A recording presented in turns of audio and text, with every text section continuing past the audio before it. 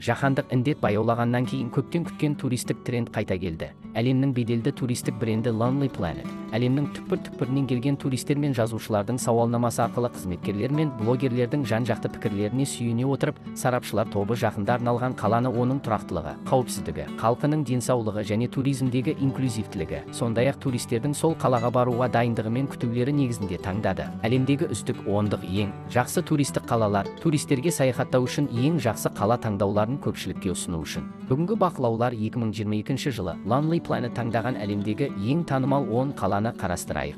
Ең жақсы туристік қалалар және олардың артындағы бірегей мәдени әдет-ғұрыптары. Біздің 4 төңірек каналымызға келгендеріңізді қарсы аламыз. 4 төңірек каналымыз сіздерге әр апта сайын мәнді де мағыналы ғылыми ақпараттарды жеткізіп тұрады. Тезірек каналымызға тіркеліп, қоңыраушаны басып қойыңыз. Сонда сіз біздің әр ретке шығарған ақпаратымыздан қалыс қалмайсыз. Кёнджу қаласы Шығыс Азияда орналасқан. Бұл оңтүстік Кореяның Кёнсангбукдо қаласында орналасқан жағалаудағы қала. Қала шамамен 1300 шаршы шақырым аумақты алып жатыр және шамамен 250 мың халқы бар. Кёнджу қаласы ұзақ тарихы бар. Корей түбегін тарихтағы ең ұзақ уақыт билеген мемлекет. Силла әулетінің астанасы, ежелгі Корей өркениетінің бесігі. Тіпті 1000 жыл өтсе де, Кёнджу қаласы әлі күнге дейін өлмейтін тарихи атмосфераны көрсетуде. Қала аймағында Силла дәуірінен қалған көптеген тарихи орындар бар. Қалалық аймақ және оның төңірегі аумақтар ол ұзақ уақыт бойы Біріккен Ұлттар ұйымының дүниежүзілік мәдени мұрасына енгізілген және сыртқы әлем тарапынан ашық аспан астындағы мұражай деген атаққа ие болды. Кёнджу қаласында жүрсеңіз көне астанасындағы рейс таулы аңғарлар немесе аллеялар мен көшелер сияқты тамаша көне мәдени орындарды зерттеумен тең бағалы мәдени мұраны Кёнджу қаласының барлық жерінен көруге болады. Оның ішінде ежелгі патша қабірлері, тас пагодалар, Будда мүсіндері және ғибадатхана қирандылары, қаладағы реликтердің шоғырлануы өте жоғары. Танымал көрікті жерлерге Булгукса храмы, Сеокгурам және Дерунвон кіреді. Буддизм Силла әулетінің негізгі діні болғанын ескере отырып, Булгукса храмы Кёнджудағы ең үлкен Будда ғибадатханасы болып табылады. Храмның дизайны керемет. Корей үкіметі бірінші нөмірлі тарихи жәдігер ретінде белгілеген, ол сансыз мәдениет әуесқойларын жыл бойы келуге тартады. Сонымен қатар, Кёнджу қаласы үш жағынан таулармен қоршалған, бай өзен құйыстарымен, әдемі пейзаждармен және 4 түрлі маусымды анық сезіне аласыз. Оңтүстік Кореяның әйгілі мәдени астанасы болумен қатар, ол отандық балық шаруашылығы мен ауыл шаруашылығының жоғары үлесі бар қала болып табылады. Оның табиғи ортасы, дамыған мал шаруашылығы саласы, толық туристік нысандары, бай мәдени өмірі және ойын-сауық орындары мен мәдени жәдігерлердің тамаша үйлесімі. Оған қоса Кореяның астанасы Сеулден жүрдек пойызбен небәрі 2 сағат қана алады. Кёнджу қаласы өткенді және бүгінді зерттеуге, әлемнің түкпір-түкпірінен сансыз тарих әуесқойларын тартып, қазір Кореяның әйгілі туристік қаласына айналды. Еуропада орналасқан Флоренция, Италияның орталық бөлігіндегі Флоренция облысының астанасы. Сонымен қатар ірі тарихи, мәдени және сауда орталығы, айналасындағы мегаполистің 1,5 миллионнан астам халқы бар және бұл аймақтағы ең үлкен және халқы ең көп қала болып табылады. Флоренция ұзақ тарихы бар атақты мәдени қала. Ол бір кездері Италия біріккеннен кейін Италияның астанасы болған. Сонымен қатар ол еуропалық ренессанс қозғалысының отаны және Еуропа өнері мен сәулетті құрылыс мәдениетінің бесігі болып саналады. Бұл қалада ақын Данте, суретші да Винчи, Микеланджело, ғалым Галилей сияқты көптеген танымал мәдениет қайраткерлері дүниеге келіп, белсенді қызмет етті. Көрнекті суретшілер уақыт нұрына толы көптеген ғимараттарды, мүсіндер мен картиналарды жасады. Сондықтан бүгінгі Флоренцияда бір-бірімен тығыз байланысқан ашық мұражай сияқты классикалық ғимараттар көп. Бұл ғана емес, Флоренция қаласында көптеген тамаша өнер туындылары мен құнды мәдени жәдігерлер орналасқан 40 мұражай мен көркем галереялар, 60-тан астам сарайлар және көптеген үлкенді-кішілі шіркеулер бар. Онда көптеген тамаша өнер туындылары мен құнды мәдени жәдігерлер жинағы сақталуда, сондықтан Батыс Афина деп аталады. Қайта өрлеу дәуіріндегі өнердің ең бай жинақтарының бірі болып табылады. Қаланың тарихи орталығы да әлемдік мәдени мұра тізіміне енген. Климаты мен географиясы жағынан Флоренция кең орталығында орналасқан, үш жағынан таулармен қоршалған. Қаланың климаты жерорта теңізі климаты сияқты туризм үшін қолайлы. Сонымен қатар Италияның солтүстік пен оңтүстікті байланыстыратын темір жол және автомобиль жолдарының торабы болып табылады. Жақсы дамыған туристік индустриямен қатар Флоренция Италияның маңызды сауда орталығына айналды. Мұнда көптеген бизнес түрлері мен жоғары мамандану дәрежесі бар. Қала орталығында көптеген дүкендер және туристер үшін туристік тұтыну орындар бар. Мұнда жыл сайын 10 миллионнан астам турист келеді. Ал туристердің 3-тен 2-сі басқа елдерден келеді. Бұл Еуропадағы ең беделді мәдени туризм қалаларының бірі. Мерида Испанияда орналасқан қала. Ол елдің 1,2 миллионға жуық халқы бар Экстремадура автономиялық аймағының астанасы. Ол қазіргі Испаниядағы ең әдемі ежелгі Рим қалаларының бірі. Мерида 20 ғасырдан астам уақыт бойы құрылған. Ол қазіргі Римнен 1000 шақырымнан астам қашықтықта орналасқанымен, ол бір кездері тарихта ежелгі Рим империясының қала мемлекеттерінің бірі болды және маңызды сот, экономикалық және мәдени орталық болды.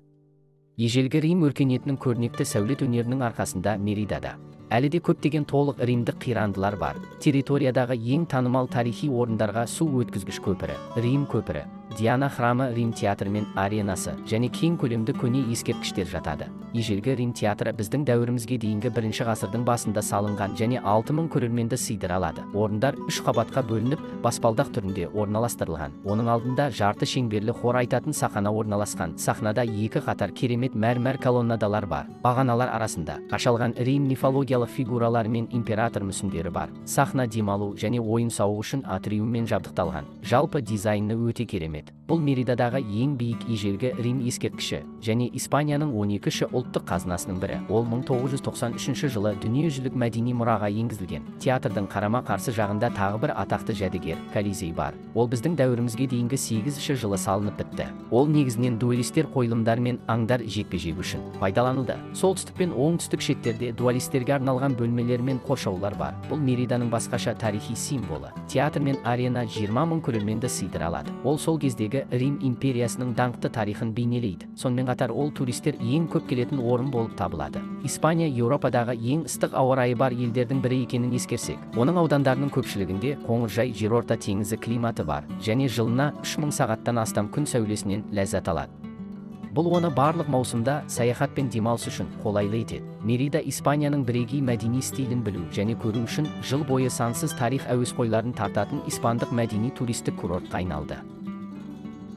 Дублин Еуропалық Ирландия аралының шығыс жағалауында орналасқан. Батыс Еуропадағы Ирландияның астанасы және ең үлкен қаласы. Бүгінгі таңда 2 миллионнан астам халқы бар және саяси, экономикалық, мәдени, Ирландияның туризм және көлік орталығы. Ұзақ тарихы бар. Дублин орта ғасырлардан бері Ирландияның орталық қаласы болды. Ол бір кездері Британ империясының Лондоннан кейінгі екінші үлкен қаласы болған. Ол көптеген тамаша ғимараттар салды. Бүкіл қаланы әйгілі Лифи өзені екіге бөледі. Оңтүстік жағалауында көптеген әйгілі жергілікті ғимараттар бар. Мысалы, банк ғимараты, ежелгі Троица колледжі, Әулие Патрик соборы, Әулие Стивен Грины қатарлылар. Солтүстік жағалаудағы Эбби театры заманауи Ирланд әдебиетін жаңғыртудың маңызды базасы болып табылады. Ирландия Еуропадағы жасыл кеңістіктермен ең көп қамтылған ел екенін ескерсек, Дублинде де жасыл кеңістіктер көп. Қаладағы тұрғын аудандардың 97% ең жақын саябақтан 300 метрден аз қашықтықта орналасқан. Еуропадағы жасыл кеңістіктермен ең көп қамтылған қала. Сонымен қатар, шөпті жасыл кеңістікпен бірге Дублиннің әлемге әйгілі әдеби жетістіктері. Мұнда көптеген көрнекті жазушылар және Нобель сыйлығының лауреаттары дүниеге келген. Ирландияның ең үлкен кітапханасы, мұражайы және ірі жергілікті галереясы да қаланың орталығында орналасқан және Еуропаның әдеби астанасының беделіне ие. Айтпақшы, әдебиетімен, жасыл желегімен аты шыққан Дублин заманауи қаланы дамыту мен салудан қалыс қалған емес. Қала тек сауда, көлік және туризм салаларында өркендеп қана қоймай, ұлттық саясаттың қолдауымен шетелдік кәсіпорындарды өзіне тартады.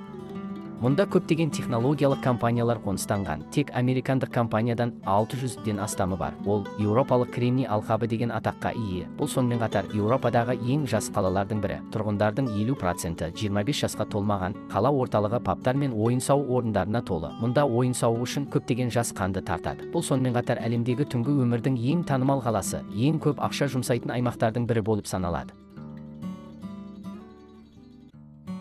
Келесі таныстырылатын қала Никосия деп аталады. Ол жерорта теңізіндегі Кипр аралының ортасында орналасқан. Ол жергілікті аймақтың астанасы және ең үлкен қаласы. Бірақ бұл ел бөлінгеннен кейін солтүстікте, оңтүстікте режимдері орналасқан әлемдегі жалғыз астана. Солтүстік пен оңтүстік қазіргі уақытта сәйкесінше грек және түрік этникалық аймақтарының бақылауында. Қалада 200 000 жуық халық тұрады. Никосия ұзақ тарихы бар көне қала. Ол біздің заманымыздың 7 ғасырынан бастап жерорта теңізіндегі маңызды елді мекен болды және бірте-бірте аралдағы экономикалық, мәдени және көлік орталығына айналды. Тарихта Венецияны, Түркия және Ұлыбритания сияқты әртүрлі күштер басқарғандықтан, Никосиядағы ғимараттар күшті тарихи атмосфераға толы. Қаланы ортасыншы ғасырдан қалған бірнеше қабырғалар мен ескі және жаңа болып 2 бөлікке бөлінген. Ескі қала ұлттық діни орталық және әртүрлі тарихи ғимараттардың орналасқан жері болып табылады. Әйгілі көрнекті орындарға 13 ғасырда салынған Селимей мешіті, архиепископ сарайы мен Сент-Джон шіркеулері орналасқан. Византия дәуірінде салынған кейбір ерекше ғимараттардың сүйемелдеуімен ескі Никосия қаласы керемет және әйгілі. Кішкентай көшелер мен тар аллеялар лабиринт сияқты бұралған. Онда серуендеп, ортадағы гүлденген ежелгі қалаға оралған сияқты боласыз. Жаңа қаланың кең көшелері мен таза қала келбеті бар. Ал қала ғимараттарында шығыстық стильдер мен батыс стильдер де бар. Ол келушілерге тағы бір ерекше көрініс әкеледі. Сонымен қатар қаланы екіге бөлетін Венециялық қала қабырғасының да ұзақ тарихы бар. Ол 16 ғасырда венециандық кезеңде салынған және қазіргі уақытта жерорта теңізі аймағында сақталған ең толық ежелгі бекіністердің бірі болып табылады. Сонымен қатар Никосия қаласындағы негізгі туристік орны болып саналады. Кипр аралындағы таулар мен жап-жасыл ормандарды ескере отырып, Астана Никосия әдемі табиғи пейзаждар мен жақсы сақталған тарихи орындар арқылы аралдық елдің әдемі алып кілемінде орналасқан әдемі гүлзарға ұқсайды. Әлемнің түкпір-түкпірінен келген туристер өте көп және 2022 жылға ең жақсы туристік қалалар тізімінде 6-шы орынды иеледі. Енді осы рейтингтің алғашқы ондығына кіретін Африканың жалғыз қаласын қарастырайық. Ол Батыс Африкадағы Нигерияның теңіз порты және ең үлкен қаласы. Сонымен қатар негізгі жергілікті экономикалық және қаржы орталығы болып табылатын Лагос деп аталатын қала. Ол 1991 жылға дейін Нигерияның астанасы болған. 15 миллион халқы бар және Батыс Африкадағы ең үлкен қала. Жалпы қалалық үлгіден сәл өзгеше. Лагос 6 аралды биік темір көпірлермен байланыстырылған жерден тұрады. Қалалық аймақ орталығы Лагос аралында орналасқан және шығыс пен батыс жаққа қарай созылып жатыр. Ол шығыста әдемі Икои және Виктория аралдарына жалғасады. Ал батыста Идо аралы арқылы материкке дейін созылады. Оңтүстігіндегі шығанағы әйгілі Батыс Африкадағы Лагос порты тропикалық халықтық сәулеттен, еуропалық отаршылдық сәулетінен, заманауи гибридті ғимараттар мен тіреген ғимараттарға дейін. Лагос әртүрлі сәулет стильдері бар. Батыс Африкадағы ең гүлденген қала. Үкімет қаладағы саябақтар мен жасыл алаңдарды ұзақ уақыт бойы оңтайландыруды жүзеге асырды. Сонымен қатар, Лагостың орталық бизнес ауданы материкте емес, қала орталығы ретінде белгіленген Лагос аралында орналасқан. Мұнда көп қабатты үйлер ғана емес, сонымен қатар ірі көтерме сауда базары, ұлттық мұражай, орталық мешіт,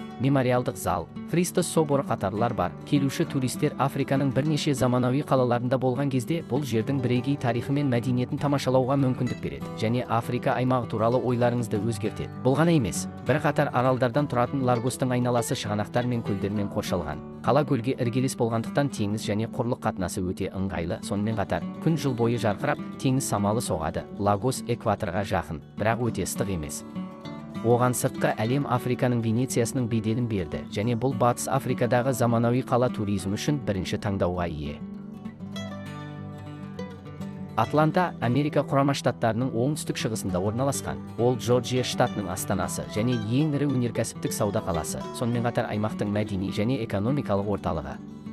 6 миллионнан астам халқы бар. Ол Америка құрама штаттарындағы 9-шы ірі мегаполис ауданы болып табылады және Америкадағы 10-шы үлкен экономика және үш таулы қаланың бірі. Атланта 1836 жылы қала салуды бастады. Ол бірте-бірте шағын темір жол вокзалынан бастап әлемге әйгілі үлкен қалаға және оңтүстік аймақтағы маңызды хабқа айналды. Ол бірегей халық құрылымы, саясаты, эстетикасы және мәдениеті бар. Тек тарихи қала ғана емес, сонымен бірге дамып келе жатқан өнеркәсіптік және коммерциялық қала және мәдени орталықтары болды. Атлантаның барлық дерлік аттракциондары ыңғайлы және қолжетімді аудандарда орналасқан. Қала орталығы әйгілі Джорджия аквариумы, Coca-Cola әлемі және CNN жаһандық штаб сияқты Атлантаның көптеген әйгілі көрікті жерлерін біріктіреді. Coca-Cola әлемі бұл Coca-Cola үшін арнайы жасалған. Келушілерге Coca-Colaның шығу тарихы мен даму процесі туралы білуге арналған аттракцион. CNN штаб-пәтері келушілерге студияға экскурсия ұсынады. Ал қала орталығындағы Джорджия аквариумы Америка құрама штаттарындағы ең үлкен және кит акулаларын өсіретін әлемдегі санаулы аквариумдардың бірі болып табылады. Қаланың шетінде азамат соғысына қатысты тарихи орындар мен мүсіндер әлі де бар. Сонымен қатар туристерге қаланың мәдениеті мен тарихын одан әрі зерделеу үшін атақты американдық адам құқығы көшбасшысы Мартин Лютер Кингтің ұлттық тарихи орны бар. Ғасырлар бойы заманауи қалалар, тарих пен мәдениет немесе талғампаз шопинг болсын. Догвуд қаласы деп аталатын Атланта туристердің қажеттіліктерін әртүрлі маршруттар бойынша қанағаттандыра алады. Бұл ақш елдегі ең танымал туристік қалалардың бірі. Жақсы дамыған өнеркәсібі мен саудасымен бірге қаладағы Атланта әуежайы жолаушылар тасымалының ең үлкен көлемі және әлемдегі ең қарқынды бизнесі бар әуежайға айналды және 20 жыл қатарынан әлемдегі әуежай жолаушылар ағыны бойынша бірінші орынды иеленді. 2021 жылы әуе жолаушылар саны 75 миллионға жетті. Фрайбург, Германияның оңтүстігінде орналасқан шағын қала, ол географиялық жағынан Германия, Франция және Швейцария үш елдің түйіскен жеріне жақын орналасқан. Сондай-ақ ол әйгілі неміс жасыл аймағының қара орманның батыс етегінде орналасқан. Жақын қалаларға Франциядағы Мюнхгаус, Швейцариядағы Базель және Цюрих қатарлылар кіреді. Шамамен 200 мың халқы бар Фрайбург Германиядағы ең жылы және ең шуақты қала және Германиядағы ең көне және туристік тартымды қалалардың бірі. Германияда ұзақ тарихы бар мәдени, білім беру және діни орталық ретінде. Фрайбург қаласының ауданы шағын болғанымен, онда көптеген ерекше ескі үлгідегі ғимараттар жиналған. Әйгілі көрікті жерлерге Фрайбург университеті, Ренессанс және әйгілі орта ғасыры Фрайбург соборы қатарлылар кіреді. Қала тұрғындарының 1/1 бөлігіне жуығы колледж студенттері. Бұл ежелгі шағын қаланы жастыққа толы етеді. Ұзақ уақыт бойы таңғажайып шағын қала неміс сәулет мәдениетінің гені болып табылады. Фрайбургте тығыз биік ғимараттар жоқ. Сонымен қатар эстакадалар мен жерасты өткелдері аз. Қала орталығындағы көптеген аудандар әлі күнге дейін ерте кезіндегі қаланың құрылымын сақтайды. Ал баяу трамвайлар қаланың әсемдігі мен жайлығын көрсетеді. Фрайбург қоршаған ортаны қорғаудың озық концепциясымен және өмір сүрудің жоғары сапасымен танымал. Үкімет табиғи ортаны таза ұстауға және энергияны үнемдеуге ұмтылады. Қаладағы ескі қала өткен ғасырда жаяу жүргіншілер аймағына айналдырылып, оны ең таза қалаға айналдырды және әлемдегі ең экологиялық таза қалалардың бірі. Сонымен қатар, Фрайбургтың тағы бір маңызды ерекшелігі қала шетіндегі әлемге әйгілі қара орман аймағы. Бұл солтүстіктен оңтүстікке қарай ұзындығы 160 шақырым, ені шығыстан батысқа қарай 20-дан 60 шақырымға дейінгі таулы аймақ, әдемі табиғи көрініс және өзгеше қоңыржай климаттары Фрайбургты Германиядағы әйгілі табиғи оттегі барғылық және керемет демалыс орнына айналдырады. Қала төңірегіндегі төбелер мен жазықтарда жүзімдіктер шарабын жасау орталығына айланды. Қаланың қоршаған ортаны қорғаудағы күш-жігермен бірге Фрайбург Германияның экологиялық астанасы және әлемдегі қоршаған ортаны қорғау және күн энергиясын зерттеу орталықтарының бірі ретінде танылды. Шығыс Азияда орналасқан Тайбэй қаласы Қытай Республикасының орталық үкіметіне тікелей қарайтын астана және муниципалитет болып табылады. Ол географиялық жағынан Тайваньның негізгі аралының солтүстігінде орналасқан. Тайбэй мегаполисін құру үшін көршілес жаңа Тайбэй қаласымен байланысты. Бұл Тайваньның солтүстігіндегі орталық қала. Қала жалпы ауданы 271 шаршы шақырымды құрайтын 12 ауданға бөлінген. Метрополитеннің жалпы халқы шамамен 2,7 миллион адамды құрайды. Бұл оны Тайваньдағы ең тығыз қоныстанған аймаққа айналдырады. Тайбэй қаласының ұзақ тарихы бар және оны адамдар палеолит дәуірінің соңынан бастап мекендеген. 1875 жылы император елшісі Шэнь Баожэн бұл жерде Тайбэй префектурасын құрып, қалаға Тайбэй атауын берді. Кейінгі 100 жылда Тайвань Цин династиясын, Жапон билігін және соғыстан кейінгі кезеңді бастан кешірді. Тайбэйде бірте-бірте тарих толқынында Тайваньның саяси орталығына айналды. Тайбэй қаласына әртүрлі этникалық топтардың аналық мәдениеттері жиналды. Ұлы дәуір толқыны қалаға заманауи бай мұралар мен мәдени үйінділер қалдырды. Қалада көптеген тарихи орындар бар. Шимендин, Шығыс аудан, Тяньму мен Шилиннен бастап, тарихи Тайбэй қала қақпасы, Лонгшан храмы, Бауан сарайы мен Конфуций храмы немесе бұралмалы Тамсуйге дейін көптеген тарихи орындар мен көрікті орындар бар. Немесе бұралаң Даншуй өзені, Хилун өзені, Янмин тауы және Дан орман саябағы. Тайбэйдің 4 мезгілінде әр түрлі сұлулығы ғана емес, қаланың әр бұрышында күшті мәдени көркемдік атмосфераға толы. Және бұл қала тұрғындары мен туристер үшін денелері мен саналарын демалтуға болатын жақсы орын. Жоғарыда айтылғандардың барлығына сүйене отырып, Тайбэй қаласының аумағы Тайваньдағы басқа округтер мен қалалар сияқты кең емес болуы мүмкін. Бірақ ол гуманистік іс-әрекеттің күшті траекториясын, сондай-ақ басқа халықаралық қалалардан ерекшеленетін ерекше стильді бейнелейді. Тайваньның індетке қарсы тамаша жетістіктерімен, демократиялық және ашық қоғаммен және дәстүрлі және заманауи мәдени атмосферасы бар мейірімді және халқы қонақжай болады. Тайбэй қаласы 2020 жылы беделді әлемдік қалалық зерттеу ұйымы бойынша әлемдегі бірінші деңгейлі қала ретінде бағаланды. 2022 жылы ол әлемдегі ең үздік туристік қалалардың ондығына екінші болып таңдалды. Сондай-ақ ол Азиядағы, солтүстік жарты шардағы және үлкен Қытайдағы ең жоғары рейтингдегі қала.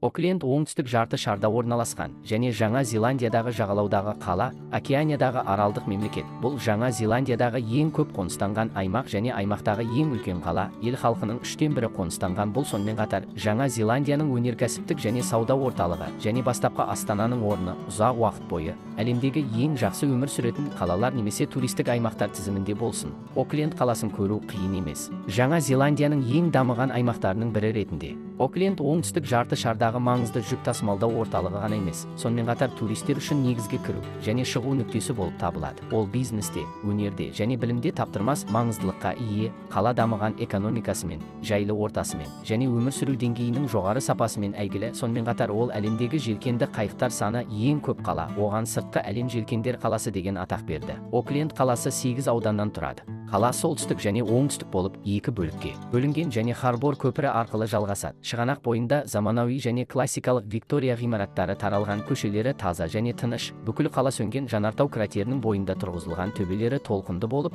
беткейлері өзгерістерге толы. Сонымен қатар климаты жұмсақ және жаңбырлы, 4 мезгілі ерекше. Көптеген сөнген жанартау аймақтары саябақтар ретінде ашылды. Бұл демалыс үшін тамаша орын. Сонымен қатар Оклендте әртүрлі жабық ойын-сауық шаралары бар. Әйгілі көрікті жерлерге Керри Далтон су асты әлемі, оңтүстік жарты шардағы ең биік ғимарат Sky Tower және жергілікті аборигендердің тарихын жазатын Окленд мұражайы қатарлылар, толық театрлар мен түрлі түсті ән мен би қойылымдарының сүйемелдеуімен, тіпті түнде де Окленд әлі де шексіз өміршеңдікке толы. Көптеген субтропикалық аралдармен, мөлдір сулармен және таза тропикалық ормандармен қоршалған қала ретінде. Оклендтің орталығында адамдар табиғат пен заманауилықтың тамаша үйлесімі, гүлденуі мен сұлулығын тікелей сезіне алады. Керемет дәмді тағамдар, сәнді және қозғалатын музыка трендтері және бақ стиліндегі жағымды аралдар мен жағалаудағы орталар. Ол қалтасын ойлайтын рюкзак немесе бай яхта саяхаты болсын. Окленд тұруға ең жақсы орын. Lonely Planet нұсқасы бойынша әлемдегі ең жақсы туристік қала болды. Міне, осы эпизодты бақылауымыз аяқталды. Осы бөлімнен алған білім сізге ұнайды деп үміттенемін. Видео жаман емес деп ойласаңыз, видеоның төменгі жағындағы лайк басуды ұмытпаңыз. Және осы қазақша каналымызды тіркелу арқылы қолдап қуаттап қойыңыз. Және хабарландыруларды алу үшін қоңыраушаны ашыңыз. Көргеніңіз үшін көп рахмет.